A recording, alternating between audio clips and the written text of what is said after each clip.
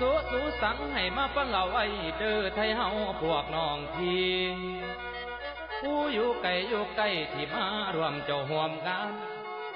แขกต่างไก่ไทยต่างบ้านในมาห่วมกองบุญนี้แล้วสัตว์ละทุนปัจจัยหวังต่อไปวัดท้ายซอยศรัทธามีหลายร้อยรวมน้ำใจให้เป็นหนึ่ง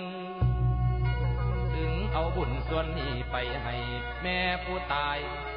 ตลอดน้องเอื้อยอ้ายซุ้มมูลูกหลานเหลนทางพระสงฆ์องค์เน้นแผ่เมตตาดื้อถึงเจ้ามีทั้งอาหารข้าวไว้ของกินเจ้าสิ้นต่อโอ้ยมีเสื้อ